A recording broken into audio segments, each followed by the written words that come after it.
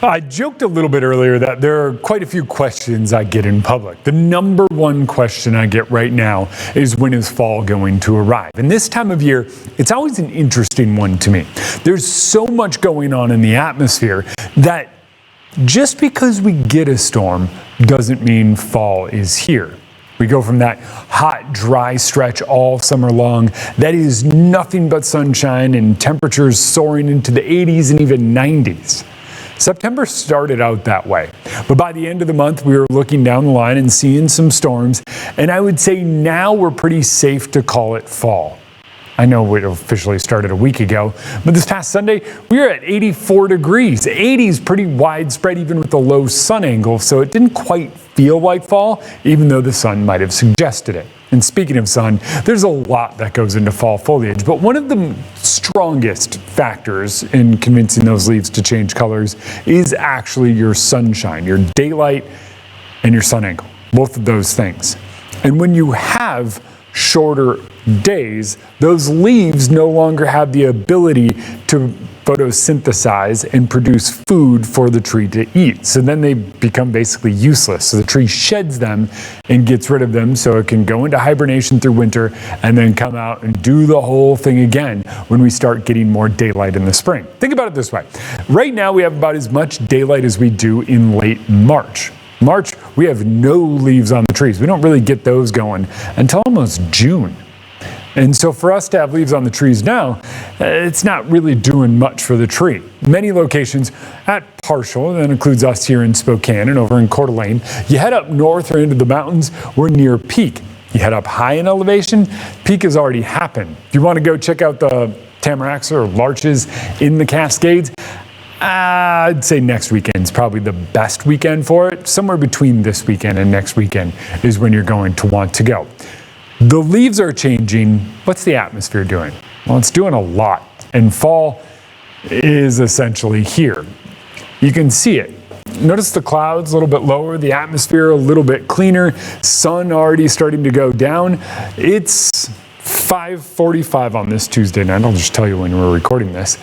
And sun doesn't set until about 6:30 tonight officially. But that lower sun angle is why we are getting cooler. Remember, temperatures are always a lagging indicator of daylight. And speaking of temperatures, September was an interesting one to me. One of the more interesting months we've had, because even though not much happened, think about all these days, maybe a little bit of rain there, lots of sun there. It was more about how far from normal we were in terms of temperatures. Typically, I would show this map, and when you're within a few degrees either way of the seasonal norm, you can call it pretty much normal. A couple of those days, we just highlighted every single one that was below average, even if it's just a degree, even if it's just 1 degree. There were 4 days that were below average, 1 dead on, and the rest of the month, including today, will go into the books as above average in terms of temperatures. Not just a little bit, a lot. Some almost 20 degrees on the 1st and 2nd. And that is why September this year goes into the books as the warmest we have ever seen here in Spokane. Hitting 80 degrees in September, totally normal. Hitting 90 degrees in September, totally normal, especially in that first week or so. But to be that hot for that long is not. So as temperatures fall this week, we're only falling back to the seasonal norms. Today went into the books as average. There's your sunset 6:31, by the way. But that overnight low was well above it. This is the 30th, by the way. So today officially goes into the books, let me do some quick math, as 4 degrees above the seasonal norm. So it's another +4 on that month-long calendar that you just saw. October starts, though, pretty close to average. We'll get a little bit above it when we factor in those overnight lows, but notice mid-60s for the next week ahead puts us right around that seasonal norm. That's where we are. Right now, average high about 67. You fast forward all the way to next week, that average high is just 63 degrees. I think that's what I find most fascinating. This week is the fastest week of cooling on average we have in the inland Northwest. This is kind of that week historically, the last week of September, the first week of October, where we start to see the big pattern change.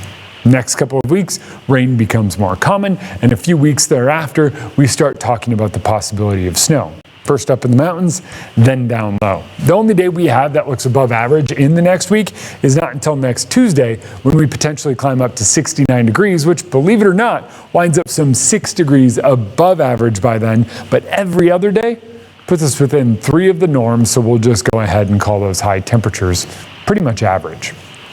And that all comes with some rain and on the heels of a cold front moving in. It's a potent pattern change, potent enough that even as we see sunshine return Friday, Saturday, and Sunday, we don't warm back up.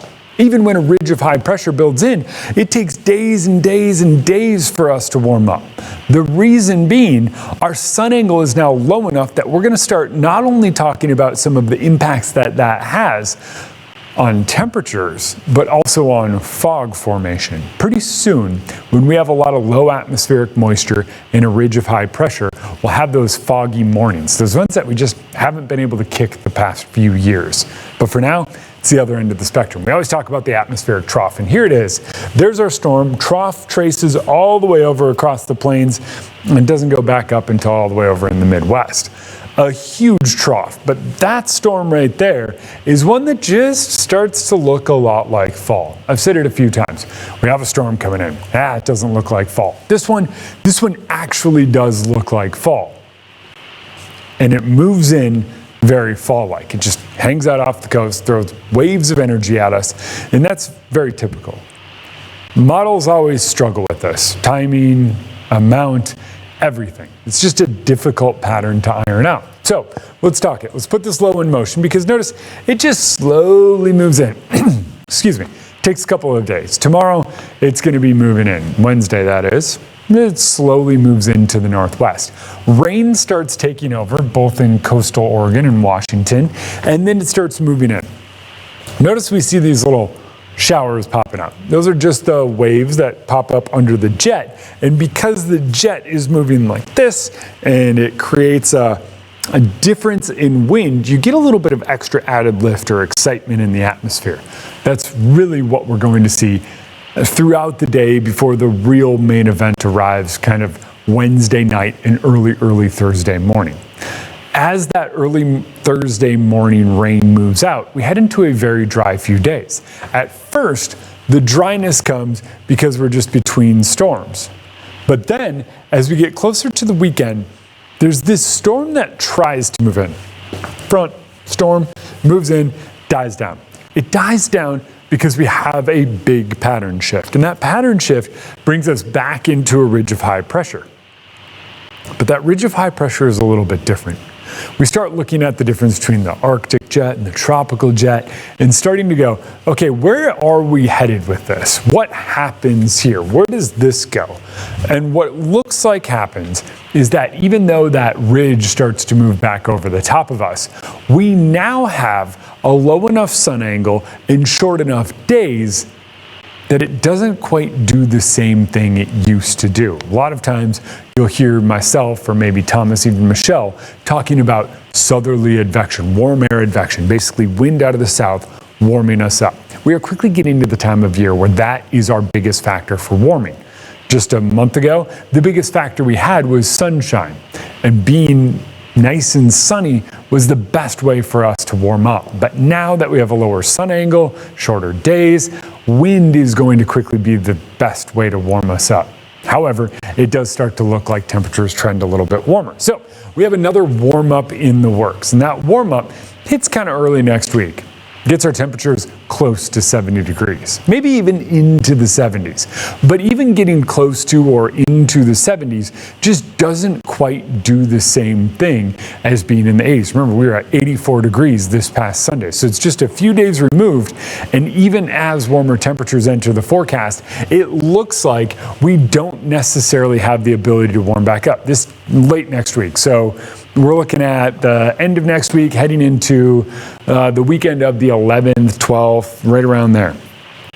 It looks like we trend warmer than average, but warmer than average by then, and even drier than average by then, still puts us in the 60s, maybe eking out a 70-degree high. But under that pattern, with a dry atmosphere, calm wind, clear skies, something interesting happens. It's interesting to me because look at your overnight lows. 52 overnight, 50 overnight, and that's with a little bit of rain both nights. But as you get rid of that rain, your lows fall back into the 40s. As you start drying out the atmosphere and you get rid of some of your cloud cover, by Monday, we're looking at a low down in the 30s. Tuesday starts out very similar. Lows fall all the way back into the 30s, while afternoon high temperatures climb into the 60s. So by then, it's more about how much heat can you keep overnight, because you're not going to heat up more than 30 degrees when we have shorter days and a lower sun angle. So I have been asked, when does fall hit? When does fall hit? When does fall hit? We're there. This is that pattern. Remember the season-ending storm, the one that takes us from summer into winter. We got it, and now that it has just kind of cleansed our atmosphere, it has dropped our temperatures, even as a ridge of high pressure builds back in, which has been very indicative of some serious heat recently, is no longer. It now says temperatures hang out pretty close to average when you have that ridge of high pressure. And what that tells me as a meteorologist is, buckle up, colder temperatures are on their way.